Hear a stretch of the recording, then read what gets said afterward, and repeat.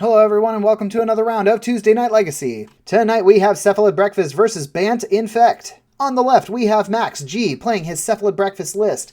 Now this deck is a combo deck. It is based all around the interaction of Cephalid Illusionist with something else that can target it repeatedly without having to pay some sort of cost for it, or the cost is free, such as Nomad's Encore being able to redirect 1 damage to the Cephalid itself, or the equipment Shuko, which has an equipped 0 cost. And little known fact about equipments is as long as you can pay the equipment cost, you can continue to equip the same creature even if it is currently equipped with that equipment. Kind of a flavor fail in my opinion. I like the idea of maybe a creature passing it back and forth, but as far as the actual rules of this game are concerned, you can continue to equip Shuko to the same creature for the equip 0. Now that is going to make cards mill off the top of your library 3 at a time. And how this deck protects itself, it will mill Narcomoeba, 3 of them, into your yard, so they'll come into play. And at some point you will uncover a Cabal Therapy so that you can name, something, sack away one of those Narcomoebas to try and get rid of maybe a counterspell or something. And then the Dread Return is your final win condition. So you sacrifice your 3 remaining creatures, or the Cephalid Illusionist and 2 of the Narcomoebas, and that will get you the other creature that you run, the Thassa's Oracle, and since you have no cards in deck, you win the game. Now, Max has been tweaking this deck over the last several months, so he is back on 3 mainboard Triumph of St. Catherine. The Cephalid Illusionist combo, people are pretty aware of it once you start playing very specific cards like the Nomad's Encore or the Illusionist itself, and so they know to interact with your graveyard. The Triumph helps counteract that so that you can have this beats plan of 5 damage with lifelink for just 2 mana, especially if you can brainstorm it back onto the top of your deck.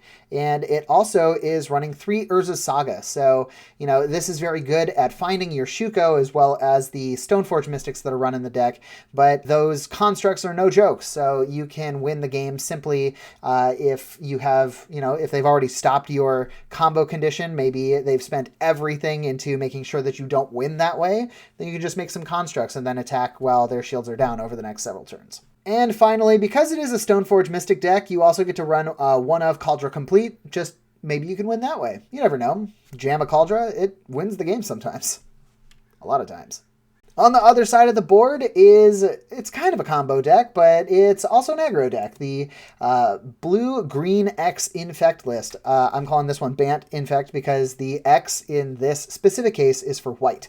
Now, if you're not familiar with this, Infect is a mechanic in this game that came around, I believe it was New Phyrexia, and it used that old poison mechanic whenever you deal damage. If it was like poison 1, then they would gain 1 poison counter, and said, you know what, just make it their power. All the power that they hit with, that's the amount of poison counters they get. That's not broken. It turns out it was broken because you only need 10 counters in order to win the game. So if a player has 10 Infect, then they lose the game. Effectively having your life total, so if you are hitting with an Infect creature, you count to 10 instead of 20 and you win. So this deck has either hyper-efficient Infect creatures like Glistener Elf, a 1/1 for 1 mana, or Blighted Agent, which is actually unblockable, and Inkmoth Nexus, which can turn into a 1/1 flyer with Infect. And then the rest of the deck is either pump spells or counter magic, or pump spells that act like counter magic. So the easiest way to do this is you attack with your 1/1, you invigorate it by allowing your opponent to gain 4 life. Oh no, but what are they going to do with 4 extra life? Thus making your creature a 5/5, and then paying 1 more mana to cast Berserk, and then giving it +X/+O, where X is their power, so making it a 10/5, and in 1 cycle, you've dealt 10 Infect counters, you win the game. So it's basically a 2-turn clock. If you can get down Glistener Elf and then do your Invigorate Berserk with backup Force of Will, not much your opponent can do about it. This deck has another couple fun cards in it that have been printed over time. Scale Up, I really like it. Your creature becomes a 6/4, or you can make all of your creatures a 6/4. For 1 mana, pretty good to go from 1 damage to 6. It also runs the new uncard, Embiggen, which gives +1/+1 for each super type, card type, and subtype that a non-brush swag has. So obviously these guys have been errated to all be Phyrexian as well. So this is a creature, elf, warrior, Phyrexian. So that's +4/+4 for 1 mana at instant speed. Gets Might of Old Krosa and just gets it right out of there. Not good enough anymore. There's a couple other fun things in the sideboard of both of these decks, but I've talked enough, so why don't we get into the action? All right, Max starting the game with a turn 1 Shuko.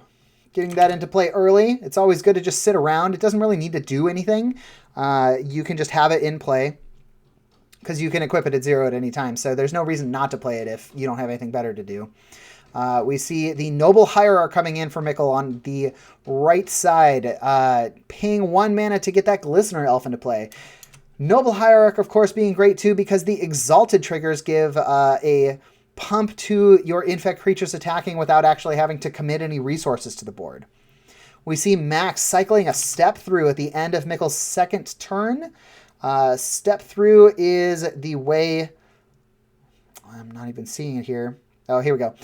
Wizard cycling is able to pull the Cephalid Illusionist to your hand. So we see the Cephalid Illusionist coming into play on Max's third turn. A Force of Will pitching Daze and a Brainstorm in response. Probably trying to find the Force of Will, since that would have effectively won him the game right there. Mikkel wins that, and we see an Embiggen and a Vines of Vastwood. That's +8/+8 plus the 1 of the Noble Hierarch. That's 10 damage. We're on to game 2. It happens just that fast. I'll pull up Embiggen just for fun here. So we are into game 2 here. Max resolving a Brainstorm or a Ponder on his first turn, a Brainstorm for the second turn. Mikkel just playing, I think that's a fetch land, maybe a Misty Rainforest. And we see a fetch of a Polluted Delta, probably getting the Underground Sea, I would guess. I don't think Max is very afraid of any kind of Wasteland from the Infect deck. I was wrong. He grabbed a Tundra. And we're seeing a Nomad's Encore enter the battlefield, so being able to redirect damage that is dealt to this for 0 to any other creature he controls. Very hard to kill if you have any other creatures on board, especially with direct damage. A Brainstorm, Tropical Island into Brainstorm from Mikkel, I think at the end of Max's second turn here. Trying to decide what's going to be good going into his turn. It's a beautiful Infect counter card that Mikkel has there off on the left side, the bottom side of the screen. What's nice about the Infect decks is you do not care at all about life totals or anything, because the Infect is the only thing that matters. Although Mikkel does have 2 Triumphs in his sideboard. We don't know if we brought him in or not, but that is what the white is for. We see an Inkmoth Nexus coming into play. The Cephalid Illusionist is in play. Mikkel lets it resolve, and we are off to the races here. Going 3 cards at a time. Pulled aside the Thassa's Oracle. We're using a Cabal Therapy, naming something. I don't know what it was, but it was good enough that Mikkel just gave it up, and we are on to game 3. Force of Will for that turn 1 Glistener Elf. Don't want this guy resolving, because even if you do get it resolved, say he doesn't even pump it up with anything, you're just going to lose over time pretty quickly to these Infect counters racking up on you over a couple turns. All right, we see the Shuko resolved on Max's side, going to turn 2 here for Mikkel. A Brainstorm on main phase, I believe. That's going to get a Misty Rainforest, and it's a pass right back. Polluted Delta, Brainstorm. Get to set up the hand. Looks like that Mystic Sanctuary is going to get shipped here. And probably that Plains. So getting rid of 2 lands.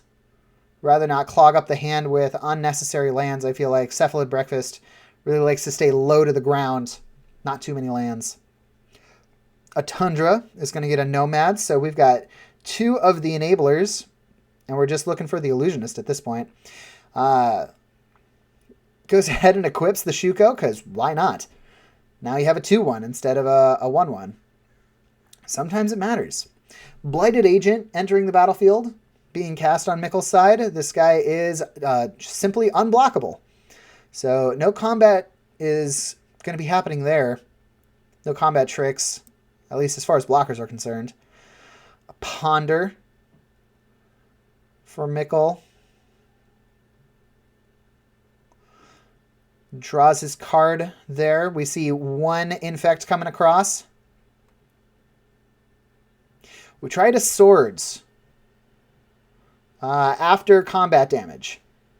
So this is the best way to deal with Infect creatures, because trying to fight over them in combat is the best way for the Infect player to get what they want, especially with cards like Vines of Vastwood, which makes the card effectively hexproof.